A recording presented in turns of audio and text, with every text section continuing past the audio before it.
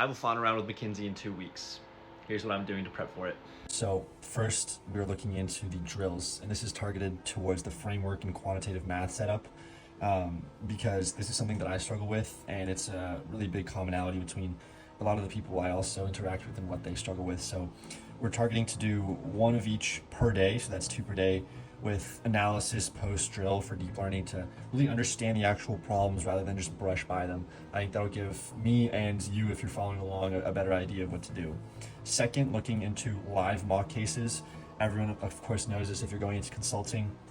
Really emphasizing this heavier over the first week, because I have 2 weeks, and going into emphasizing the structure and articulation for what I'm presenting, and back everything with data, as well as be hypothesis and top-down driven. If you go through any type of consulting casebook, especially McKinsey resources, they really want you to be top-down with everything that you say, as well as just emphasize how you're able to do something in 1, 2, 3 steps, and each point has this many risks involved with a hypothesis with this a certain point.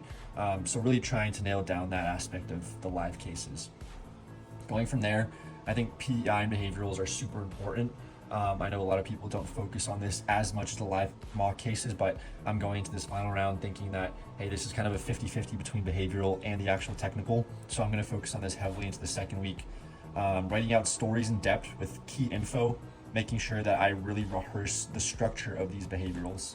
And this goes by the guidelines that you're introducing a story with context, with dates and actionable insights. You're going into your role and the actual feelings behind everyone, because I think what people underemphasize for behaviorals is what other people were feeling and how that impacted their actions, and what you did in response to those feelings that you were able to assess.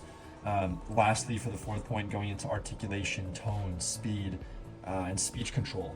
So this is definitely something that people don't focus on for interviews as kind of a general practice, but I think just practicing with tongue twisters and varying stories with speed and tone, just to understand what's actually working and what kind of elicits a little bit more feeling from an interviewer's perspective.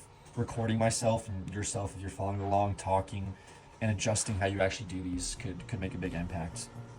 And summarizing this, just a couple of keynotes as well to make sure I'm actually doing these, and I recommend you to do the same, is that for cases, always lead with hypotheses. Have next steps or questions or data for something. Never just do what's told.